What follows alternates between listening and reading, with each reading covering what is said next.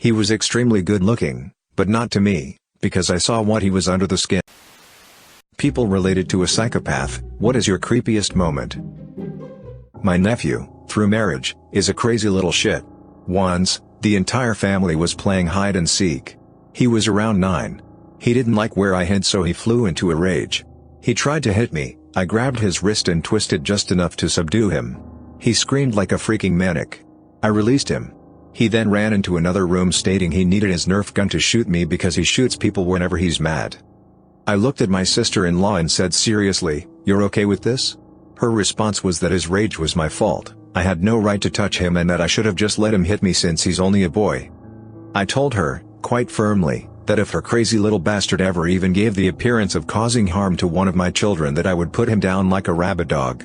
Fortunately, I guess, her husband, my wife's parents and everyone else present told her that she was wrong, her kid was nuts and that this was a serious red flag. Flash forward 2 years. Kid is still crazy, but that's everyone else's problem because he's still just a boy. I'm staying at their house. Things have mostly settled from that prior incident. I wake up very early every morning. So around 4:30, I find myself awake. I don't want to get up and wake up everyone else, so I just sort of lie there and meditate. At around 5:20, the door opens. Thinking it's my kids, who were young at the time and still came to get us early, I kind of just glance up. Then I notice that it's the nephew and he's holding what appears to be an AR-15. Now, I suffer from PTSD from Iraq. So my fight or flight response is triggered, my heart is pounding and I'm basically in survival mode. I wait. I watch. He creeps past the foot of the bed, walks up to my side and raises this rifle up to point the muzzle at my face. So I figure, this is it. I'm going to die. Today it ends. The only goal I have for myself right now is to prevent him from harming my wife and kids. He raises it up and the muzzle is a few inches from my face. I reached up, I grabbed the muzzle and I pushed as hard as I could, sending the butt into the little psycho's face. His nose is bleeding, he's crying, he's screaming about how he's going to kill me, how I'm dead, etc. So now everyone is awake. Lights are flipped on and I see that it's a toy rifle made to look like an AR-15. Apparently, this little psycho was planning to stick the muzzle in my face and pull the trigger to scare the crap out of me with flashing lights and electronic gun sounds. I feel somewhat torn. On the one hand, I just broke an 11-year-old's nose for playing with a toy gun. On the other hand, the kid had all of these tells that he was dangerous and what he was doing was super creepy and yet another red flag. My sister-in-law was pissed. Her chosen narrative is that I'm a mentally unstable lunatic who is a danger to all children. She calls the cops. She insists, despite the protestations of my wife, that she's having me arrested and charged with child abuse for hitting a boy for playing with his toys. Police arrive. Interviews take basically the whole day. I'm a little worried that, getting arrested aside, I might not be able to leave this place and go home the next day as planned because these cops might not be done with their investigation. Fortunately, it didn't play out that way. See, this little we need to talk about Kevin Butthole wasn't just a crazy shit around me like in the movies. He was a crazy little shit everywhere and had been for years. The police had a file on him because the school was required to call the police every time he threatened a school shooting, which was often. I laid out my version of events much like I did here. I didn't see him and have a flashback thinking he was an insurgent. I saw him, I knew what he is going through his head, and I wanted to try to prevent him from killing my family. They did let me go home on schedule. And a week later the detective called me to let me know there would be no charges.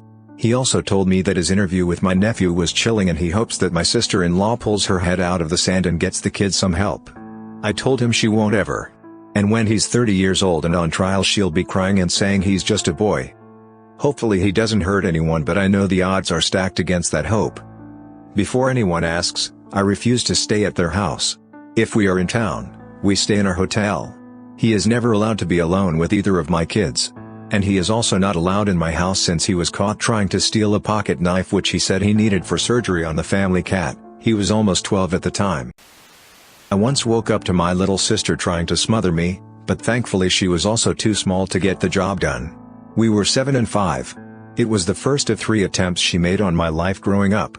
She did it because I had refused to sleep on her bed as a sacrifice to the boogeyman. Longer story, we had our own rooms, but I hadn't been allowed to sleep in mine for 2 years. She'd have a fit every time I tried to sleep in my own bed, and our parents would convince me to stay in her room just to get everyone to bed.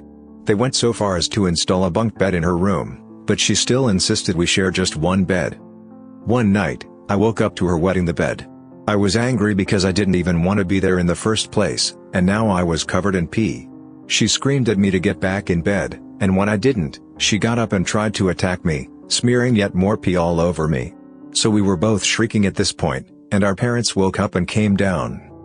I don't remember the exact conversation since it's been almost 30 years, but the gist of it was that first she demanded I sleep in the piss puddle and she would just sleep against the wall and we'd pretend nothing had happened, and when my parents didn't agree, she became very distressed and admitted that she thought there was a monster in the closet, and had been insisting I sleep in the same bed with her so it wouldn't kill her.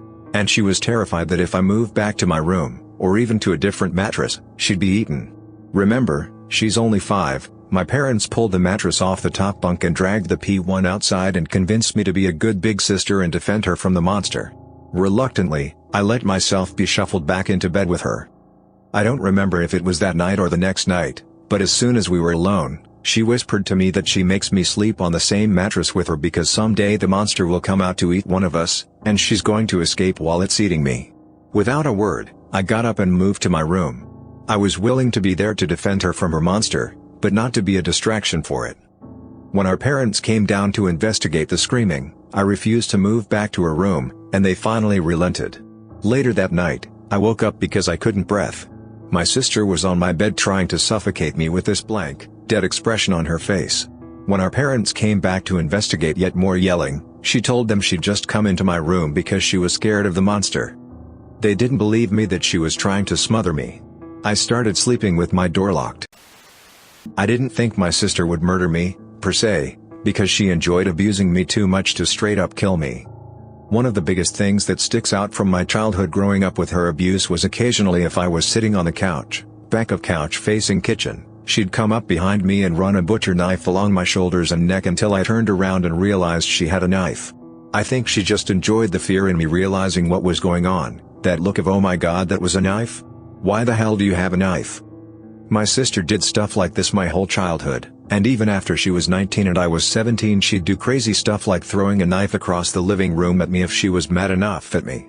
I cut contact with her as soon as I was able to leave at 18. My mom was 19 when I was born and we had a very close relationship when I was little. She was always more of a friend than a mom, and that's just how our relationship was. Before my stepdad, I was always sarcastic all the time, and we joked around a lot. One morning my mom asked me to take the pizza boxes from last night's dinner out to the garage where we put the cardboard recycling. I jokingly told her no as I gathered up the boxes to take them out. I took them out, put them on top of the stack of other cardboard, and turned around to go back into the house and I bumped into my stepdad who had come in behind me without me noticing. He then proceeded to lift my 13-year-old body completely off of the ground by my throat, and pinned me against the wall of the house. He got in my face and was screaming at me about disrespect. I remember flecks of spit getting on my face. My feet were back on the ground but I was still pinned and his hands were around my throat. I was able to get one of his hands in my mouth and I was biting and scratching him. I don't remember what happened next. I don't remember how I got to school. The next thing I remember is sobbing in a private ensemble room in the band hall. My mom still doesn't believe me. Over the next 2 years he continuously got worse and permanently destroyed my relationship with my mother. I started sleeping with a knife under my pillow when he was home. I started running away and doing drugs. Eventually my behavior became bad enough that my mom sent me to live with my biological father. Life is better now. I am safe. I still have the occasional nightmare and cannot stand any sort of confrontation whatsoever, but I'll be okay. I have a male cousin who I strongly suspect is some kind of sociopath. When I was a child, I'm female by the way, I lived next door. He was in high school and I was in grade school.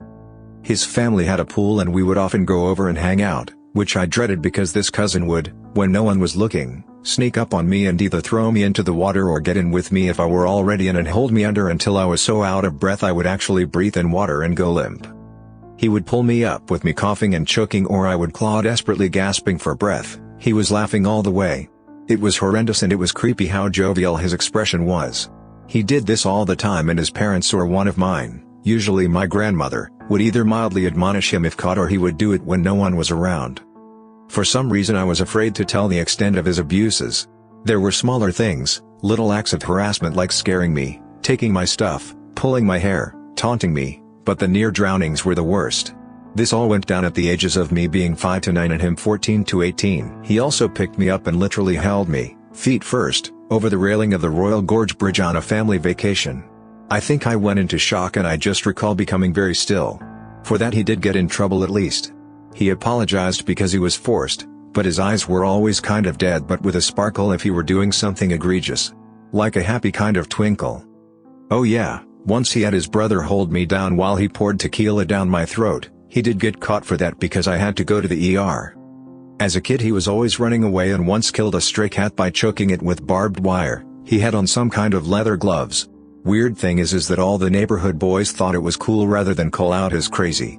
When he turned 16 and drove he would purposefully run over stray animals and laugh and brag about it. No one did anything. Enablers for sure. Talk about normalizing or minimizing bizarre behavior. He was extremely good looking like model material, but not to me. Because I saw what he was under the skin. The high school quarterback, adored by all. Girls fought over him. He played football on a scholarship at a Division I SEC school, but suffered a knee injury that ended his career. In high school and college he was always getting in trouble, frequent fights and DUIs, but he got bailed out every time and again, probably due to his athletic ability. It was swept under the rug.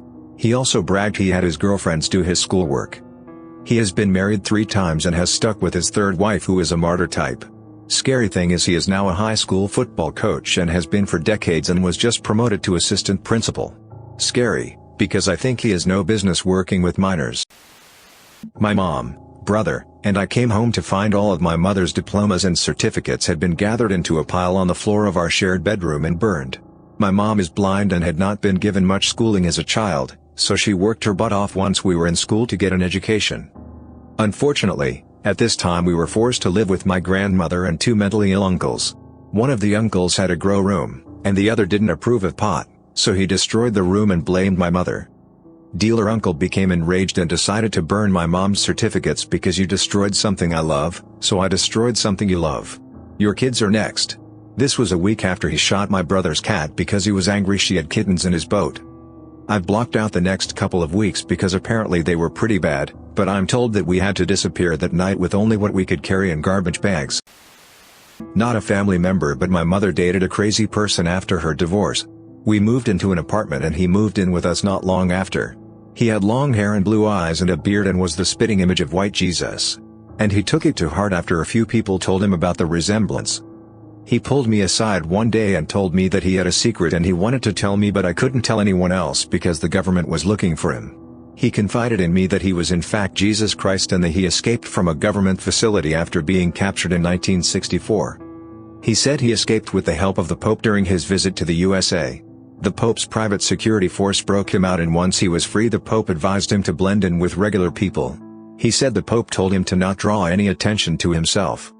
So no miracles, and tell no one. But he trusted me with this information.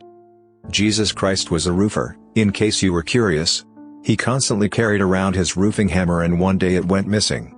Jesus lost his mind. He locked my mother, my girlfriend, and myself in our apartment until it was found.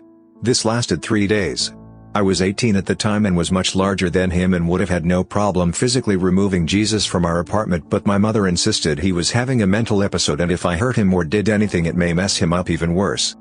Turns out he left the hammer, which is really pretty much a hatchet, at a job site and a coworker drove over to return it. I sat there like an idiot and watched this guy hand axe to this lunatic and did nothing. Big mistake. Our 3-day-long lockdown turned into 5 days. The final 2 days was this illiterate nutcase attempting to read aloud from the Bible getting maybe 1 in 5 words right.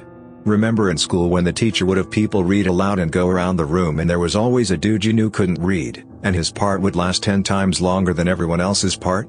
Imagine that for 48 hours. Jesus would only let us eat bread and water. And the bread ran out quickly. There was a lake outside our apartment and on the 5th day Jesus was looking through the blinds at the lake and called me over to him. He confided in me again. He said you know I can walk right across that lake and right up into heaven. I replied. If you do that I'll follow you anywhere. Go for it man, I would love to see you do that. My plan was to get him out of the apartment and lock the door so my mom and girlfriend would be safe. And pray to this guy's dad that I can run faster than him and make it to a payphone to call 911. He looked at me with his crazy eyes and said, you trying to get me caught? I said no miracles. He raised up his roofing hammer and told me the only way I was following him anywhere was in the afterlife. It was at that point I thought, I'm going to die, and then he is going to kill my mother and girlfriend. I came to the sudden realization that I no longer cared if Jesus's mental breakdown would be affected by me beating the crap out of him or not. That was no longer my problem. Mid-rant about some religious stuff about 2 inches from my face, I swung as hard as I could and punched him right in the sternum. He still had the hatchet cocked over his shoulder, like someone throwing a football, so the blow caused him to lose his balance and fall over a dining room chair.